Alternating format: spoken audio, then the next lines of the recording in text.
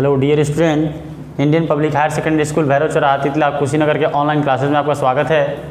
आज आपका class 12th का लेक्चर 1 हम लेंगे, जिसमें बेसिक कॉन्सेप्ट ऑफ इलेक्ट्रिक विद्युत के बेसिक नॉलेज के बारे में बताएंगे, बेसिक जानकारी बताएंगे, जिसमें आप 10th में पढ़े हैं और जो अभी पढ़ाया था आपको 10th में उसको जस्ट 11th में पढ़ेंगे आप। ये आपका 12th में पढ़ेंगे, 11th में आपको पढ़ाया था, तो ये 12th में पढ़ेंगे आप। बेसिक केवल इलेक्ट्रिकल्स पार्ट हैं, इसके बारे में हम पढ़ेंगे क्या होता है क्या क्या। तो सबसे पहले पढ़ना है धारा। धारा को हम आई से रिप्रेजेंट करते हैं, करंट बोलते हैं आई से। तो धारा क्या होता है, देखिए, यदि एक चालक है, मान लेते हैं कंडक्टर है, ये एक चालक है और चालक में आई धारा प्रवाहित हो रही है, मान लेते हैं टी समय में प्रवाहित हो रही है, तो इसमें कुल आवेश जो है प्रवाहित हो रही है, क्यू आवेश प्रवाहित हो रहा है। तो आपका ये आवेश धारा क्या कहलाएगा, धारा बराबर होता है आपका आवेश बटे आपका होता है समय। और यहाँ से धारा को परिभाषित करेंगे क्या, आपका इलेक्ट्रिक सर्किट है, विद्युत परिपथ है, तो परिभाषा देंगे किसी विद्युत परिपथ में आवेश प्रवाह की दर को धारा बल कहते हैं। किसी विद्युत परिपथ में, किसी इलेक्ट्रिक सर्किट में आवेश प्रवाह की दर को धारा वो कहते हैं। और या इसको ऐसे भी कह सकते हैं कि एकांक समय अंतराल में, अगर हम मान लेते हैं 1 सेकंड, टाइम का वैल्यू 1 सेकंड लेते हैं और आवेश का मात्रक कूलाम होता है, तो अगर 1 कूलाम ले लेते हैं तो धारा का मात्रक मान हो जाएगा 1 एम्पियर। तो कह सकते हैं कि 1 सेकंड में यदि किसी विद्युत परिपथ में 1 कूलाम आवेश प्रवाहित हो रहा है तो उसकी धारा जो हो जाएगी 1 एम्पियर हो जाएगी। ये हो जाता है 1 एम्पियर की परिभाषा यहाँ से दे सकते हैं। या कह सकते हैं किसी विद्युत परिपथ में आवेश प्रवाह की दर को धारा कहते हैं। और यहाँ पर देख लीजिए, धारा का जो यूनिट होता है, मात्रक होता है, धारा का जो मात्रक होता है ये आपका होता है एम्पियर। धारा का मात्रक जो होता है एम्पियर होता है।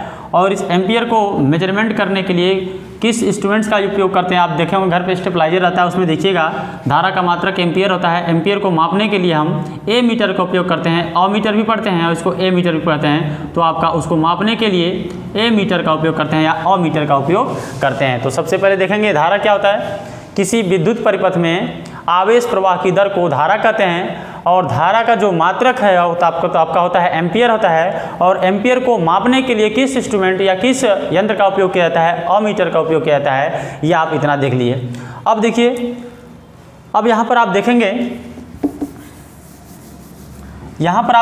कि आपका आगे क्या होता है, विभव होता है, पोटेंशियल क्या होता है, करंट आप जान गए इसमें। और यहाँ से कह सकते हैं कि धारा बराबर क्या, आवेश बराबर भी कह सकते हैं कि आपका आई गुणे क्या हो सकता है टी। और टी का मान अगर यदि 1 सेकंड मानते हैं और धारा का मान यदि 1 एम्पियर मानते हैं तो आवेश को परिभाषित कर सकते हैं 1 कूलाम। यानी एकांक समय अंतराल में यदि 1 एम्पियर की धारा किसी विद्युत परिपथ या किसी चालक में प्रवाहित हो रही है तो उसको बोलते हैं, उसका आवेश जो होता है 1 कूलाम होता है। परिभाषा कैसे देंगे आवेश का, आपका 1 सेकंड में यदि 1 एम्पियर धारा किसी भी चालक में प्रवाहित हो रही है तो उसका मान जो होता है 1 कूलाम आवेश 1 कूलाम आवेश होता है। वहाँ पे कूलाम का मान यहाँ पे कूलाम की परिभाषा कर देंगे। और आवेश आपका 2 प्रकार से होता है, एक होता है प्लस आवेश और एक होता है माइनस आवेश, धन आवेश और एक ऋण आवेश होता है। तो आपको अभी विस्तार से आगे बताया जाएगा, इसमें स्टार्ट होगा चैप्टर तो स्थिर विद्युत की, उसमें आपको बताएंगे ही आवेश के बारे में। आगे देखिए पोटेंशियल क्या होता है, पोटेंशियल विभव कहते हैं। विभव आप पढ़े होंगे कि विभव को हम भी से लिखते हैं। आपका जो भी होता है W अपान, ये होता है W अपान जो होता है ये होता है Q0, या इसको Q से भी लिखते हैं। कि आपको देखेंगे विभव क्या होता है और विभवांतर, ये देख लीजिए। अगर यहाँ पर अनंत से इनफाइनाइट, अनंत से किसी बिंदु मान लेते हैं P तक, अनंत से किसी बिंदु P तक किसी विद्युत क्षेत्र में अनंत से किसी बिंदु तक लाने में जो किया गया कार्य होता है उसको बोलते हैं विभव। और एक बिंदु से मान लेते हैं, एक बिंदु ए है और एक बिंदु बी है और ये कोई इलेक्ट्रिक सर्किट है, कोई विद्युत परिपथ है, तो कहते हैं कि किसी चालक में या किसी विद्युत परिपथ में जिसमें धारा प्रवाहित होती है, तो किसी चालक में एक बिंदु से दूसरे बिंदु तक ले जाने में किसको, परीक्षण आवेश को या आवेश को ले जाने में जितना हमें कार्य करना पड़ता है उसको हम बोलते हैं विभवांतर या पोटेंशियल डिफरेंट बोलते हैं इसको। या यहाँ एक तरह से और परिभाषित दे सकते हैं, यहाँ ए पर आपका विभवांतर VA हो जाएगा और बी पर विभवांतर आपका VB हो जाएगा। तो VA माइनस VB यानी पोटेंशियलों के डिफरेंट को, विभवों के अंतर को विभवांतर बोलते हैं। यहाँ से भी परिभाषा दे सकते हैं कि किन्हीं 2 बिंदुओं के, कोई यदि चालक है तो किन्हीं 2 बिंदुओं के विभवों के अंतर को हम विभवांतर बोलते हैं। या परिभाषा यहाँ से दे सकते हैं कि यदि कोई चालक है और चालक के एक बिंदु से दूसरे बिंदु तक ले जाने में जो किया गया कार्य होता है उसको हम बोलते हैं विभवांतर। और विभव से क्या अंतर है, किसी चालक को किसी विद्युत परिपथ में अनंत से किसी बिंदु तक लाने में जो किया गया कार्य होता है उसको बोलते हैं विभवांतर। अनंत से लाने में, और लेकिन विभव को अनंत से लाने में होता है, और विभवांतर में क्या होता है, एक बिंदु से दूसरे बिंदु तक ले जाने में जो किया गया कार्य होता है उसको बोलते हैं विभवांतर। इनका यूनिट जो होता है सेम होता है। विभव और विभवांतर दोनों का मात्रक जो होता है वो आपका होता है वोल्ट होता है, और वोल्ट का जो मापने के लिए यूज किया जाता है इसको हम जानते हैं, कभी भी स्टेबलाइजर देखिएगा घर पे जिससे आप step up step down electric कर सकते हैं, करंट को कर सकते हैं या वोल्टेज को, उसके लिए हम जानते हैं उसमें वोल्ट मीटर का उपयोग किया जाता है। चाहे विभव हो और चाहे आपका विभवांतर हो, उसका मापने के लिए हम वोल्ट मीटर का उपयोग करते हैं। ऐसे देखिएगा V लिखा होता है और वहाँ पे आपका एरो बना होता है, जैसे ही सप्लाई आती है आपका वोल्टेज 250 चला जाता है। तो यहाँ पर देखेंगे कि विभव और विभवांतर में आपने समझ लिया अंतर, कि विभव क्या होता है, किसी विद्युत परिपथ में अनंत से किसी बिंदु तक लाने में जो किया गया कार्य होता है उसको बोलते हैं विभव, और विभवांतर क्या होता है, किसी विद्युत परिपथ में या किसी चालक में एक बिंदु से दूसरे बिंदु तक ले जाने में जो किया गया कार्य होता है उसको बोलते हैं विभवांतर। या एक और परिभाषा दी है आपको कि इन्हीं दो विभवों के अंतर को विभवांतर बोलते हैं, और इसको हम लिख सकते हैं VA माइनस VB, और या इसको लिख सकते हैं डेल्टा भी लिख सकते हैं। और विभव और विभवांतर दोनों का यूनिट जो होता है सेम होता है, वोल्ट होता है, और वोल्ट को मापने के लिए किस हम यंत्र का उपयोग करते हैं, किस इंस्ट्रूमेंट का उपयोग करते हैं, वोल्ट मीटर का उपयोग करते हैं। यह हो गया आपका। अब आप देखिए यहाँ पर थोड़ा सा आप देखेंगे कि करंट जो होता है आपका दो तरह से आप जानते हैं कि इलेक्ट्रिक करंट आपका, एक तो आपका इसमें इलेक्ट्रिकल आता है, आप पढ़ेंगे, एक तो आपका इलेक्ट्रिकल पार्ट आता है, और हम एक नाम सुनते हैं बार बार इलेक्ट्रॉनिक्स। इनमें क्या डिफरेंट होता है, इलेक्ट्रिकल और इलेक्ट्रॉनिक्स में क्या डिफरेंट होता है ये भी समझ लें। ये इलेक्ट्रिकल का मतलब होता है ऐसा इंस्ट्रूमेंट जो हाई वोल्टेज और हाई करंट और लो फ्रीक्वेंसी पे काम करता हो उसको हम इलेक्ट्रिकल बोलते हैं, और ऐसा इंस्ट्रूमेंट जो आपका लो वोल्टेज, लो करंट और हाई फ्रीक्वेंसी पर वर्क करता हो उसको हम इलेक्ट्रॉनिक्स बोलते हैं। ये ध्यान देखेंगे, ऐसा इंस्ट्रूमेंट जो आपका हाई वोल्टेज और हाई करंट और इसका फ्रीक्वेंसी होना चाहिए लो, इस इंस्ट्रूमेंट को हम बोलते हैं इलेक्ट्रिकल इंस्ट्रूमेंट। जैसे आप जाएंगे बड़े बड़े कंपनियों में तो आपका वहाँ पे जो होता है इलेक्ट्रिकल डिवाइस का उपयोग होता है, इलेक्ट्रिकल मशीन का उपयोग होता है, हाई वोल्टेज होता है, वहाँ पे हाई करंट होता है, लेकिन वहाँ पर आवृत्ति जो होती है, फ्रीक्वेंसी होता है बहुत कम होता है। लेकिन आप घर पर देखिएगा जितने भी करंट आता है आपका स्टेप डाउन आके आता है आपका। एक आप देखते हैं गाँव से बाहर आपका ट्रांसफार्मर लगा होता है, ट्रांसफार्मर पर आप जानते हैं कितना kV वोल्टेज आता है आपका, 11 kV वोल्टेज आता है। 11 kV का मतलब हो जाएगा आपका 11 का मतलब हो जाएगा 11,000 वोल्टेज आपका आता है। लेकिन आपके जैसे ही गांव के बाहर ट्रांसफार्मर होता है, उसका काम क्या होता है, ट्रांसफार्मर का दो ही काम होता है, एक तो वोल्टेज को स्टेप अप करता है या तो एक वोल्टेज को क्या करता है, स्टेप डाउन करता है। तो हम गाँव में 11,000 वोल्टेज को हम देखते हैं कि उसको वोल्टेज को किसने में बदल देता है, 250 से 420 से लेकर 440 तक बदलता है, 250 से 440 वोल्टेज में उसको कन्वर्ट करता है। लेकिन हमारे आपके घर में अक्सर जो होता है 250 वोल्टेज के लगभग में पहुंचता है सप्लाई। तो देखिएगा आपका जो ट्रांसमिशन लाइन होता है गांव के बाहर वो 11 kV आता है, बहुत ज़्यादा उसमें वोल्टेज होता है, लेकिन उसको कम कर देता है। ट्रांसफार्मर का काम होता है स्टेप डाउन करना या तो स्टेप अप करना, बढ़ाना वोल्टेज को और वोल्टेज को घटाना। तो वो वोल्टेज को गांव में 250 कर देता है, और 250 अंतर्गत के जितने भी इलेक्ट्रॉनिक्स डिवाइस होते हैं सारा आपका 250 के अंतर्गत होते हैं। तो 250 का मतलब हो गया लो करंट, लो वोल्टेज, लो करंट और इसकी फ्रीक्वेंसी जो होगी हाई होगी। ऐसा इंस्ट्रूमेंट जिसका वोल्टेज लो हो, करंट लो हो और फ्रीक्वेंसी हाई हो उसको हम बोलते हैं इलेक्ट्रॉनिक्स डिवाइस। और ऐसा डिवाइस, ऐसा यंत्र जिसका वोल्टेज हाई हो, करंट और हाई हो और फ्रीक्वेंसी क्या हो, लो हो, उसको हम बोलते हैं इलेक्ट्रिकल डिवाइस। तो ये आप डिफरेंट देख लिए। इसके बाद देखिए आपको रेजिस्टेंस पढ़ना है, रेजिस्टेंस का क्या काम होता है।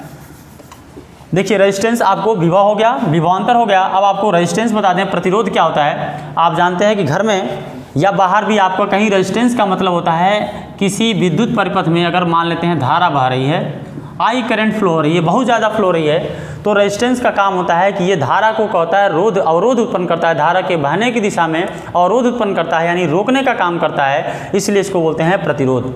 किसी विद्युत परिपथ में ये आपका तार जो होता है एक चालक होता है, इसको कह सकते हैं किसी चालक में अथवा किसी इलेक्ट्रिक सर्किट जो होता है चालक से ही बनता है। तो कह सकते हैं कि किसी विद्युत परिपथ में धारा के बहने में जो अवरोध उत्पन्न करता है उसको हम प्रतिरोध कहते हैं। या कह सकते हैं कि किसी चालक में बहने वाली धारा का जो विरोध करता है उसको हम क्या बोलते हैं, प्रतिरोध कहते हैं। और प्रतिरोध का जो मात्रक होता है वो आपका होता है ओम होता है, जिसको हम ऐसे इससे हम संकेत से रिप्रेजेंट करते हैं ओम।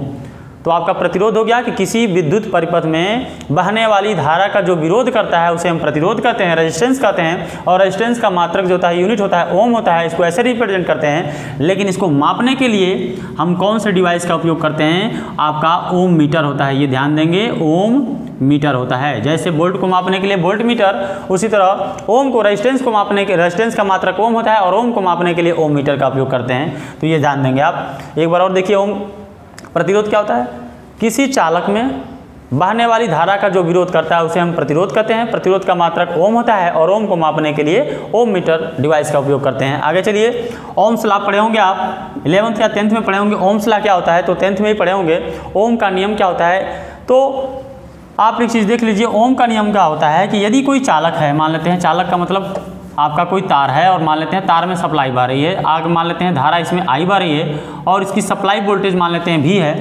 तो कहते हैं कि किसी चालक की प्रावस्थाओं को अपरिवर्तित रखें। और प्रावस्थाएं क्या हो जाएंगी, एक चालक है तो तार होगा और तार की प्रावस्थाएं क्या हो सकती हैं, उसका लंबाई हो सकता है, उसमें टेम्परेचर हो सकता है, उस तार का कुछ ना कुछ एरिया हो सकता है, क्षेत्रफल हो सकता है। तो कहेंगे न तो लंबाई को बढ़ाएं, न तो टेम्परेचर को अधिक होना चाहिए, न तो उसमें हम एरिया के क्षेत्रफल को कम बेसी करें, तो उसको कहते हैं हम प्रावस्थाओं को अपरिवर्तित रखें। तो परिभाषा देखिए, यदि किसी चालक की प्रावस्थाओं को अपरिवर्तित रखें तो चालक में उत्पन्न विभवांतर तथा चालक में बहने वाली धारा का जो रेशियो होता है, जो अनुपात होता है, उसको हम ओम्स के, उसका जो सदैव नियतांक होता है वो जो होता है सदैव नियतांक होता है। तो एक बार और देखिए, यदि किसी चालक की प्रावस्थाओं को यानी लंबाई, चौड़ाई, क्षेत्रफल और ताप, दाब को स्थिर रखें, अस्थिर रखें, तो उसमें बहने वाला उत्पन्न विभवांतर तथा बहने वाली धारा का जो रेशियो होता है हमेशा नियतांक होता है, कांस्टेंट होता है। तो इसको कहते हैं V/I इज इक्वल टू आपका नियत होता है, कांस्टेंट होता है, नियतांक होता है। इसी नियतांक को हम